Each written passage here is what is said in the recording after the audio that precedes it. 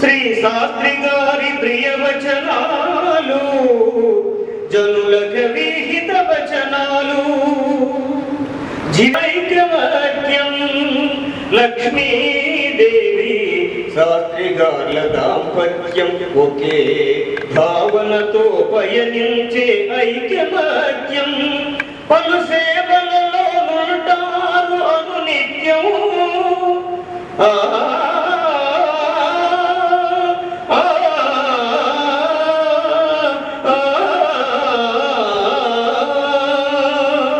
పలు సేవలలో ఉంటారు అనునిత్యం దైవ చింతనతో మమేకమవుతారిది సత్యం సత్యం సత్యం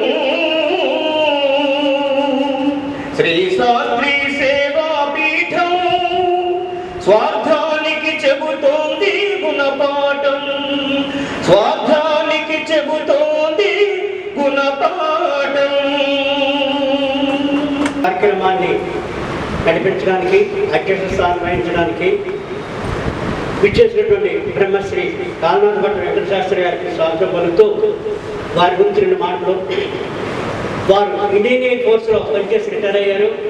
వారు MBA MSc psychology, MA philosophy, MA journalism, mass communication, MA criminology, MA Telugu చేసినటువంటి విద్యార్థులైన ఆయన కవిగా, గ్రంథకర్తగా, ప్రవర్తనకారుడిగా, వ్యక్తిత్వ వికాస మనోవైజ్ఞానిక నిపుణుడిగా కూడా ఆయన పేరొందినటువంటి వ్యక్తి. ఆయనకి ఉపన్యాస చక్రవర్తి అయినటువంటి బిరుదుతోటి, శిరోమణి అయినటువంటి బిరుదుతోటి వారిని సత్కరించడం జరిగింది. శ్రీ వెంకట శాస్త్రి గారిని నేటి సభకి అధ్యక్షుడిగా సాదరంగా ఆహ్వానిస్తున్నాం.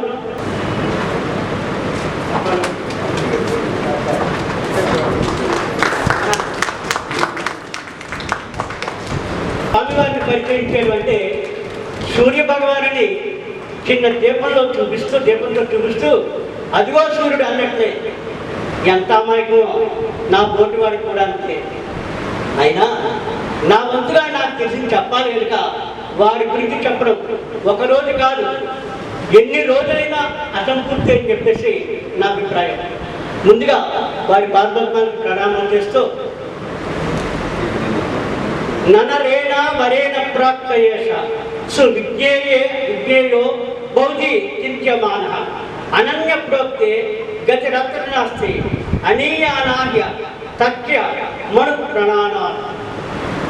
ఆత్మ అణుకన్నది సూక్ష్మమైనది, తత్వానికి అందరిది. దాన్ని పుస్తకాల ద్వారా చదివితే అర్థం కాదు సరికదా. అనేక విధాలుగా మనం అర్థం చేసుకునేటువంటి అవకాశం కూడా ఉంటుంది. ఇటువంటి తత్వజ్ఞానం గల అనన్యమైన అసాధారణమైన గురువు ద్వారానే మనం నేర్చుకోవాలి. అందుకే ఆ గురువు చెప్పకపోతే మనకి ఆ విశేషాలు మనకి అర్థం కాదు. ఆత్మ విషజ్ఞానం తెలుసుకోవడానికి పూర్వం గురువుని అన్వేషించి ఎక్కడున్నారు గురువు అని చెప్పేసి ఆ ఆశ్రమాలకు వెళ్ళి శుశ్రూష చేసి తెలుసుకునేవారు. కానీ నేటి యుగంలో మహాజ్ఞానులైనటువంటి గురువులు మన దగ్గరకే వచ్చి బోధన చేసి నాకు తెలుసుకోలేనటువంటి వారిగా మనం మిగిలిపోతున్నామంటే చాలా దురదృష్టం అని చెప్పేసి నేను భావిస్తూ శ్రీ స్వామివారి గురించి వివరించాలంటే సూర్య భగవానుడు వారి బోధనలు చుట్టూ ఉదయించి అస్తమించడంలో ఆశ్చర్యం లేదు. కారణం ఏంటంటే స్వామివారు ప్రతినిత్యం ఏదో ఒక ప్రదేశంలో ఉదయం నుండి సాయంత్రం వరకు భగవద్గీత, ఉపనిషత్తులు, బ్రహ్మసూత్రాలు నిర్విరామంగా నిరంతరంగా నిస్వార్థంగా బోధన చేస్తూనే ఉంటారు. ఇది వారి నిత్య జీవన ప్రక్రియ. వారు ప్రతి సంవత్సరము మన నగరంలో క్రమం తప్పకుండా ఉపన్యాసాల ద్వారా బోధనలు చేయడం జరుగుతూనే ఉన్న విషయం అందరికీ తెలిసిందే. వేదాంత అభిలాషిగా నేను గత సంవత్సరం వారి ఉపన్యాసానికి వినడానికి వెళ్ళడం జరిగింది. వారి మాటల ద్వారా వచ్చే శబ్ద తరంగాలతో నాకు కలిగిన భావ పరంపరలు వర్ణనాతీతం, ఆనందం, ఆశ్చర్యం కలిగించాయి. వారిలోని ఏకాగ్రత, శ్రద్ధ, శ్రమ నన్ను ఎంతగానో ఆకర్షించాయి. ఎప్పుడైనా నా కార్యక్రమం ఏర్పాటు చేస్తే వారిని ఆహ్వానించగలనా అనేటువంటి నాలో ఒక కోరిక ఉండేది. ప్రస్తుతం వారు మన నగరంలో ఉండడం, గ్రంథాలకుడిగా ఆహ్వానించడం, వారు మన్నించడం అన్నీ యాదృచ్ఛికంగా జరిగిపోయాయి. నా మనసులోని కోరిక ఈ విధంగా నెరవేరింది. ఇదంతా భగవంతుని సంకల్పమే కానీ మరి ఒక కాదని భగవంతునికి నమస్కారం చేసుకుంటూ చివరగా శ్రీ స్వామివారికి శాస్త్రమే ఊపిరి, అందరికీ వేదాంత జ్ఞానం పంచడమే వారి జీవిత పరమార్థం అని భావన చేస్తూ అనన్య అసాధారణమైన గురుగా వారిని సాధారణంగా వేదికకి స్వాగతం పలుకుతున్నాను.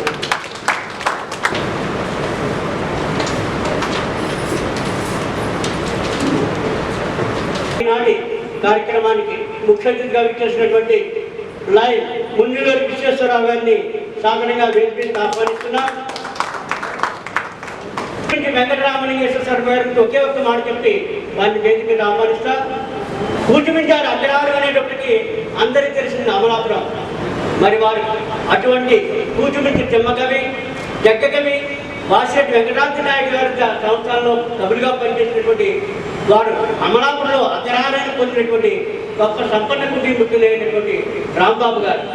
వారు బ్యాంకులో మామూలు చిన్న స్థాయి నుంచి ఆయన విద్యాభ్యాసం చేసిన తర్వాత బొంబాయి భువనేశ్వర్ నగరాల్లో పనిచేసి చీఫ్ మేనేజర్గా కూడా పదవి చేసి ఆయన పదవి విరమణ చేయడం జరిగింది.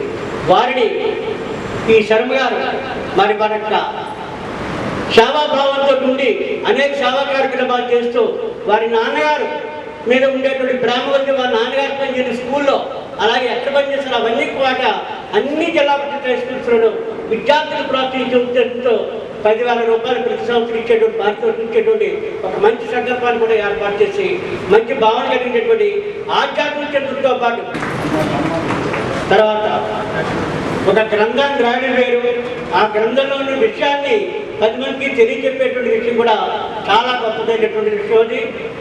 దాన్ని గ్రంథ పరిచయకర్తగా బ్రహ్మశ్రీ గొట్టుముక్కల వెంకట సత్య కృష్ణ శాస్త్రి గారు, నా పేరు ఆయన పేరు చివరిలో కలిసిందండి. మిత భాష అయిన ఉభయ భాషా ప్రవీణులు, తెలుగు ఉపాధ్యాయుడిగా పనిచేసి పేరు ప్రఖ్యాతులు ఉంది. తెలుగులో అవార్డు పొందిన ఉత్తమ ఉపాధ్యాయ అవార్డు పొందిన ప్రఖ్యాత పండితుడు. వీరి కవి, గ్రంథకర్త, పురాణ ప్రవచనాలు చెప్పడంలో ఈయన తిట్ట. ఈయన ఆస్వాదన సాహితీ సమితిని స్థాపించి అనేక సాహిత్య కార్యక్రమాలు చేస్తూ ఉపన్యాస శాఖరి అనేటువంటి బిరుదుతో ప్రసిద్ధి చెందినటువంటి శాస్త్రి గారిని గ్రంథ పరిచయకర్తగా సాధారణంగా వారిని వేదిక మీద ఆహ్వానిస్తున్నాం.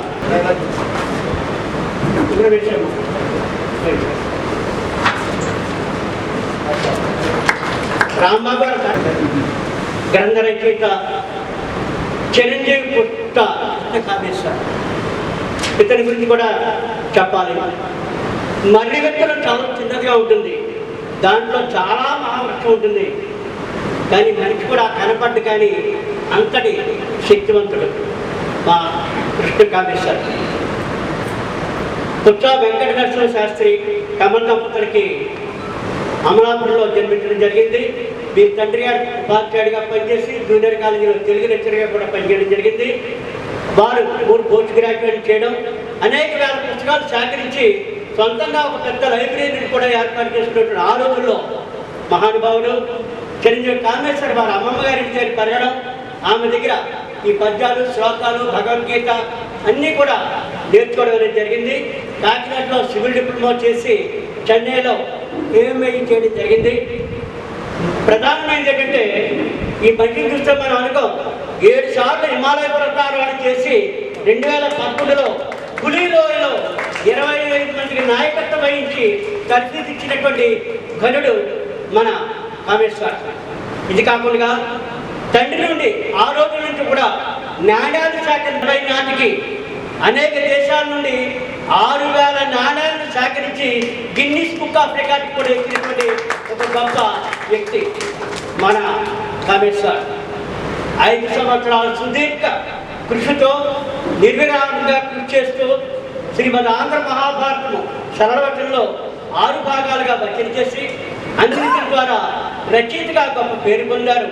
అటువంటి ఆ కథానాయకుడు మన కథానాయకుడు చిరంజీవి కామేశ్వరిని సాధారణంగా వేదిక మీద ఆహ్వానిస్తున్నారు.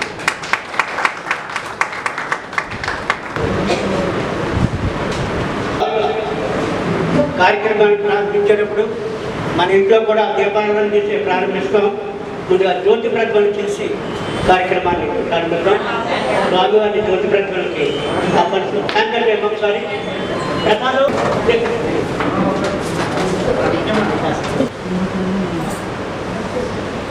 బ్రహ్మవేత్త మహామహోపాధ్యాయ శ్రీ శ్రీ శ్రీ శ్రీ తత్వవేదానంద స్వామి సరస్వతి వారి చరణామజాలు సభజంగా నమస్కరిస్తున్నాను. నన్ను ఈ అధ్యక్ష స్థానంలో కూర్చోబెట్టేవాళ్ళది ఇది కుట్రలో భాగస్వామి. వారు చూసి స్థానికులంగా ఒకసారి పరికించి అభిప్రాయం చెప్తూ మమ్మల్ని ఆశీర్వదించడం, అనేక కార్యక్రమాలు వారు చేసినటువంటి వాటికి మేము హాజరై వారి ఆశీస్సు తీసుకోవడం జరుగుతుంది.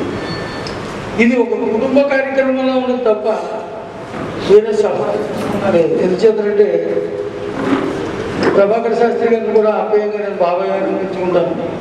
మా నాన్నగారు వారు చిరకాల మిత్రులు, సహోపాధ్యాయులు, అలాగే గ్రంథ సమీక్షకి చేసినటువంటి మహానుభావులు, ఉపన్యాస శేఖర పొట్టుముక్కల వెంకట సత్యలక్ష్మీ నృసింహశాస్త్రి గారు, వారిని కూడా బాబాయ్ గారిని పిలుస్తూ ఉంటాను. ఇక ముందులు విశ్వేశ్వరరావు గారు ఎయిర్పోర్ట్ నుంచి బయటకు వచ్చి కాకినాడ అడుగుపెట్టగానే బాహ్య ప్రపంచంలో నాకు పరిచయమైనటువంటి మొట్టమొదటి అతి తక్కువ వ్యక్తులు వీరు. పోర్ట్లో నేను రిలయన్స్ తరఫున ఎక్స్ప్లోరెస్టెంట్కి పనిచేస్తుంటే వీరి సర్వే కంపెనీ తరఫున వీరు ఉండేవారు. అర్ధరాత్రి షిప్పుల కోసం ఎదురు చూస్తూ మేము గంటల తరఫున మాట్లాడుకున్నాం. నాటి నుంచి మా పరిచయం నేటి వరకు కూడా చక్కగా జయప్రదంగా సాగుతుంది. ఇక రాంబాబు గారు, వారి గురించి పెద్దగా తెలియదు, కానీ ప్రభాకర్ శాస్త్రి గారు చెప్పడం ద్వారా తెలిసింది ఏంటంటే వారు కేవలం బ్యాంకర్గానే కాకుండా అన్ని రంగాల్లోనూ కూడా వారు తమ యొక్క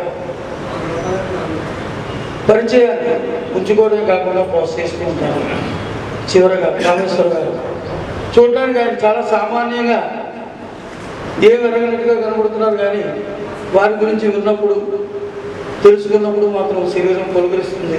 ఎందుచేతనంటే ఒక వ్యక్తి ఇన్ని రంగాల్లో రాణించడం అనేది చాలా అరుదు. అంతేకాక గిన్నిస్ బుక్ ఆఫ్ వరల్డ్ రికార్డులో కూడా నాణ్యాల సేకరణ గురించి వారు ఎంతో ప్రతిభ కనపరిచారు. వారికి చిరకాల మిత్రుడు, మాకు అనుంగ మిత్రుడు జానకిరామ చౌదరి కూడా నిన్న ఈ విషయం చెప్తూ, సోదర మాకు ఆయన చాలా గొప్ప మిత్రుడు, ఆయన గురించైనా నేను సభకు తప్పకుండా వస్తానని చెప్పారు. అలాగే ఇచ్చేశారు కూడా, చాలా సంతోషం.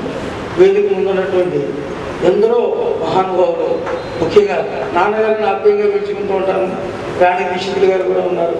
అలాగే బహుముఖ ప్రజ్ఞాశాలి మహావిద్యావేత్త విజయరూప జనార్దన్ గారు, అధ్యక్షులు దైవాస్కర్ గారు, అనేక మంది పెద్దలు, పరిచయం ఉన్నవాళ్ళు, పరిచయం లేని వాళ్ళు కూడా, అందరికీ కూడా నా హృదయపూర్వక అభినందనలు, అలాగే శుభాకాంక్షలు. ఇప్పుడు ఇక్కడ మన కార్యక్రమం ముఖ్యంగా గ్రంథావిష్కరణ, తదుపరి స్వామివారి యొక్క అనుగ్రహ భాషణ, ఈ రెండింటికి సంబంధించిన కార్యక్రమం నడవాలి. కాబట్టి నేను సంధానకర్తగా వ్యవహరిస్తున్నటువంటి బాబాయ్ గారు, ప్రభాకర్ శాస్త్రి గారు తదుపరి కార్యక్రమానికి అనుసంధానం చేయవలసిందిగా కోరుతున్నాను. ధన్యవాదాలు. మన ముఖ్య అతిథిగా చేసినటువంటి నాయక్ ముంజులూరు విశ్వేశ్వరరావు గారు దీన్ని ఆవిష్కరణ చేసి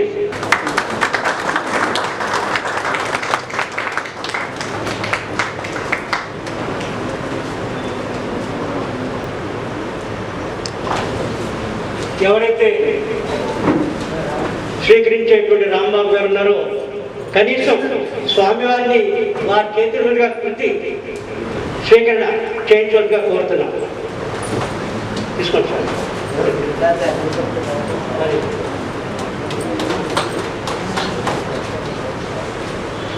ఇది గొప్ప యోగం అనేది. ఒక గ్రంథాన్ని స్వీకరించడం అనేది స్వీకరణగా రావడం, ఆ యొక్క గొప్ప విషయాన్ని మనం ఈ సందర్భంగా ఇస్తారు. ఇచ్చే రామణి కార్యక్రమం వారికి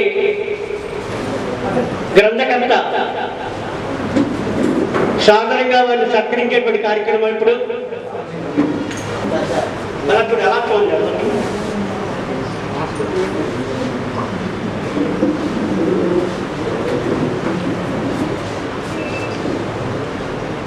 శ్రీ గురుభ్యో నమః. శ్రీ గణేశాయ నమః. శృతి స్మృతి పురాణానామాలయం కరుణాలయం నమామి భగవత్పాద శంకరం లోకశంకరం ఆత్మస్వరూప అంకిత. ఈ కార్యక్రమానికి నేను రావడం కేవలము యాదృచ్ఛికం. యాదృచ్ఛికము అంటే ఈశ్వరేచ్ఛచే సంపన్నము అని అర్థం. వస్తు శ్రీ కామేశ్వర్ గారు మా అనిపిండి బావ యొక్క కుమారులతో కలిసి నన్ను చూడడానికి వచ్చాడు. నాకు ఆ బాల్య మిత్రుడు బ్రహ్మలీను పరమేశ్వరుడిలో కలిసిన వాడు. అనిపిండి బావ అత్యంత ప్రీతిమోత్తుడు, హార్దికమైన స్నేహమవుతుంది. అతని కుమారుడు నేను అనిపిండనే అంటాను. ఆ అనిపిండితో కలిసి కామేశ్వర్ గారు నన్ను చూడడానికి వచ్చాడు. వచ్చినప్పుడు ఇలా మహాభారతాన్ని తెలుగులోకి అనువాదం చేసినాము అని చెప్పాను. అంటే వెంటనే నేను అడిగాను, మీరు ఏం సంస్కృతం ఎక్కడ చదివాను, ఏం చదివాను అని అడిగాను. ఎందుకంటే నేను చూస్తూ ఉంటాను, ఇలా భావించకూడదు. సంస్కృతం సరిగ్గా చదువుకోకుండానే సంస్కృత గ్రంథాలను అనువదించడం, వాటిపై విమర్శలను మొదలైన వాటిని వ్రాయడం, వాటిపై ప్రవృత్తి మహాభారతాన్ని తెలుగులోకి అనువదించాము అనగానే ముందు అసలు ఇక్కడ ఏం సంస్కృతం చదువుతున్నాడు అని శంక కలిగి చాలా స్పాంటేనియస్గా, అంటే అనాలోచితంగా నేను ప్రశ్న అడిగాను, ఆలోచించకుండా. మీరు సంస్కృతం ఎక్కడ చదువుకున్నారు, ఏం చదువుకున్నారు అంటే ఆయన అన్నారు, వెంటనే సంస్కృత భారతం కాదండి, తెలుగు కవిత్రయ భారతాన్ని నేను తెలుగులోకి గ్రాంథిక భాష పద్యాల్లో ఉండేదాన్ని తెలుగు సరళ వచనంలోకి అనువదించినాము అని చెప్పాను. నేను చాలా సంతోషించాను. ఎందుకంటే సంస్కృత భారతంలో తెలుగులోకి అనువదించిన మహాపురుషులు ఎంతోమంది ఉండేవారు. నాకు తెలిసి అర్వాచీన కాలంలో శ్రీ ఏలూరుపాటి అనంతరామయ్య గారు సంస్కృత భారతాన్ని తెలుగులోకి అనువదించారు. మహావిద్వాంసులు. మునిత్రయ తెలుగు భారతాన్ని తెలుగు సరళ వచనంలో చెప్పిన వారు ఎవరున్నారో నేను తెలియదు.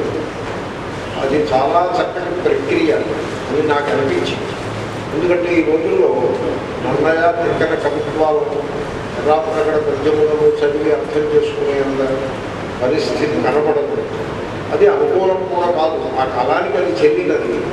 ఈనాడు ఆ మునిత్రయం కవిత్రయం యొక్క భారతమును సరళ భాషలో, శిష్ట వ్యావహారిక భాషలో ఎవరైనా చెప్పినట్లయితే మళ్ళీ చెప్పినట్లయితే, అనువాదము అంటే చెప్పిన దానినే మళ్ళీ చెప్తున్నారు.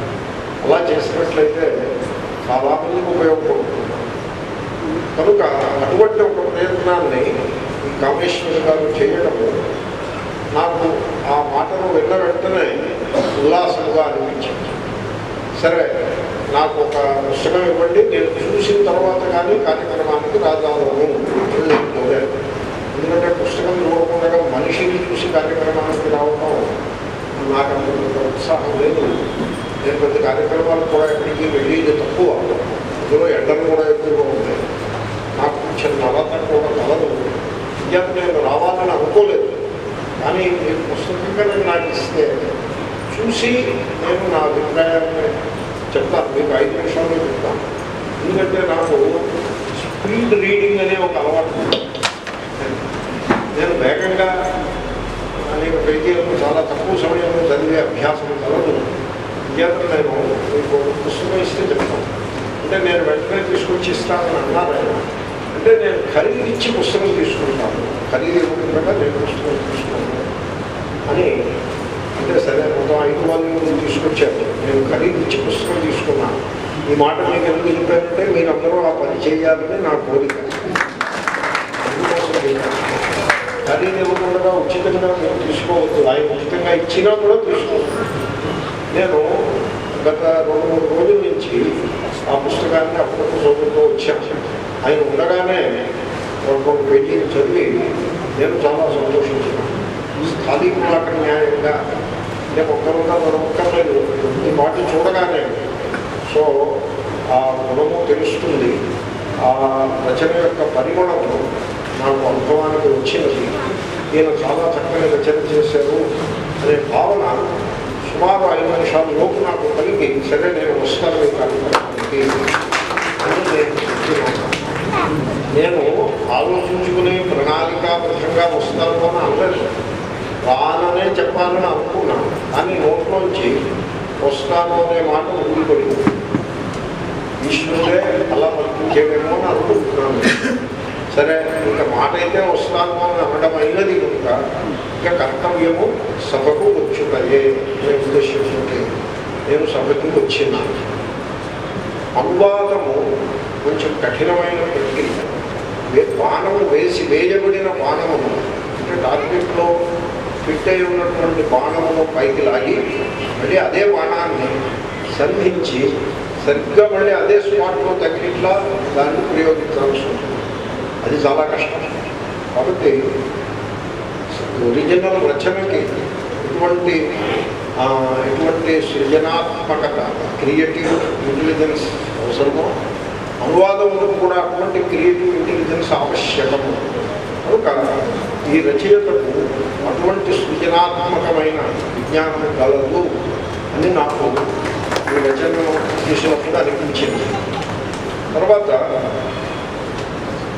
ఈ పుస్తకాన్ని గురించి పుస్తక సమీక్షకులు విస్తారంగా చెప్తారు. నాకు తోచిన కొన్ని విషయాలు నేను చెప్తున్నాను. శ్రీ రుద్రరాజు వెంకట సూర్యనారాయణరాజు గారు ఈ 5వ భాగంలో వృత్తి భర్తగా ఉండి వృత్తిని స్వీకరించి కామేశ్వరుని వారు ఆశీర్వదించినారు. వారి వదాన్యత, వారి పెద్ద మనసు ఎంతో ప్రశంసించదగ్గది అని నాకు అనిపించింది నేను పుస్తకం చదివిన మీద. 5వ భాగము శల్య సౌప్తిక స్త్రీ శాంతి పర్వము. ఒకప్పుడు నేను ఈ నగరంలో స్త్రీ పర్వముపై విస్తృతమైన ప్రసంగములు చేసింది. నాకు ఆ బదులు గుర్తుకొచ్చేది. గ్రంథంలో కొన్ని భాగాలు చదివాను. ఆయన రచన చాలా బాగుంది. చాలా మంచి సరళమైన శైలి, పేరుకు తగ్గట్టుగా సరళ వచనము అనే పేరుకు తగ్గట్టుగానే చాలా సరళముగా ఉన్నది. హృదయంగముగా చదివించేటిగా ఉన్నది. మీరు ట్రై చేస్తే మీకు తెలుస్తుంది. పుస్తకం సంపాదించి 1-2 పేజీల వరకు మీరు చదివినట్లయితే ఇంకా ఆ పైన మీ ప్రయత్నం అక్కర్లేకుండా అది మిమ్మల్ని ముందుకు తీసుకుంటుంది. అటువంటి లక్షణం నేను ఈ రచనలో గమనించినాను. తర్వాత ఈ పుస్తకం గురించి నేను ఈ పుస్తకాలు, ఈ రచనలు వీటితో నాకు కొంత పరిచయం కలదు. ఈ పుస్తకాలు చూసినప్పుడు నేను జాగ్రత్తగా ఈ నోమం జాగ్రత్తగా చూశాను. ముద్రారాక్షసములు లేవు. ముద్రారాక్షసములు లేవు అంటే అది సామాన్యమైన మాట కాదు. ఎందుకంటే సంస్కృత భాషకు సంబంధించిన పుస్తకాలు, తెలుగు ప్రాచీన సాహిత్యములకు సంబంధించిన పుస్తకాలు ఏవేవో వేస్తూ ఉంటారు. తెలుగు శ్లోకాలు పెట్టి ప్రార్థనలు ఏవో కవితలు ఇదని వేస్తూ ఉంటారు. వాటిని టీటీపీ చేయిస్తారు. టీటీపీ చేసి వాళ్ళకి తెలుగు భాష రాదు, సంస్కృత భాష రాదు. అంటే ఇంగ్లీష్ వస్తుందని అర్థం కాదు. ఈ రెండైతే రావు. సరే, టీటీపీ చేస్తారు. దాన్ని ఆ టీటీపీ అంతా కూడా అప్పు తప్పులు అధికాధికంగా ఉంటాయి. అప్పుడు రచయిత యొక్క బాధ్యత ఏమిటి? వాటన్నింటినీ అప్పు తప్పులన్నింటినీ దిద్ది అప్పు తప్పుల పట్టిక ఆవశ్యకత లేకుండా పుస్తకాన్ని తయారు చేయాల్సిన బాధ్యత రచయిత మీద ఉంది. కానీ రచయితలు పుస్తకాన్ని వేసేయాలనే హడావిలో అంత మీడియా కలిసి రాజ్యం ఎంతో ఉంటుంది. దట్ ఎక్సలెన్స్ అంటే గాఢశీలత సమాజంలో కొంచెం అరుదుగా కనపడుతుంది. పుస్తకం రాసేయాలనే హడావిడి, పుస్తక రచయితను అయిపోవాలనేటువంటి ఒక రకమైన ఆ మానసిక బలహీనత, ఆ లోపల ఆ అహంకారం యొక్క ప్రేరేపణ, వీటిచే ప్రేరితులై హడావిడిగా తెలిసి తెలియని పుస్తకాలని, విలువలేని పుస్తకాలను, సమాజానికి పాఠకులకు ఎటువంటి ప్రయోజనము చేకూర్చలేని పుస్తకాలను తయారు చేసే హడావిడిలో అనేక పుస్తకాలు వస్తూ ఉంటాయి. వాటిని అప్పు తప్పులు లేని పుస్తకము నా పుస్తకము అని నేను కొంత అహంకరిస్తూ ఉండేవాడు. ఇప్పుడు నా అహంకారం కొంత తగ్గింది. ఎందుకంటే నేను పంచు బాగా వేసి చూశాను, ఈ 5వ భాగం చూశాను. నాకు శాస్త్రంలో ఉండే ప్రీతి చేత 5వ భాగం చూశాను, నాకు ఎక్కడ తప్పు కనపడలేదు. తర్వాత DTP చేసిన ఆ చిరంజీవి యొక్క పేరు కూడా చూశాను. ఈ పైన ఎప్పుడైనా అవకాశం అవసరమైతే DTP ఆయన చేయించవచ్చును అని నేను అనుకున్నాను.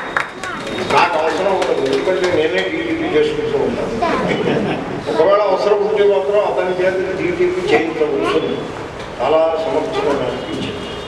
తర్వాత ఒక శ్లోకం మీరు చదివితే మీ సంస్కృత పరిచయం ఎంతో నాకు అర్థమవుతుంది. నాకంటే పండితుడికి ఎవరికైనా అర్థం. మీరు శ్లోకం చదివేప్పటికీ మీకున్న సంస్కృత జ్ఞానం పట్టేయచ్చు. అలాగే శ్లోకాన్ని అక్కడ ప్రచురించిన తీరు, ప్రింట్ చేసిన తీరు చూసి కూడా ఆ రచయిత సంస్కృతం ఏమాత్రం వచ్చిన వాడు, ఎటువంటి పరిజ్ఞానం కలవాడు అని పసిగట్టవచ్చు.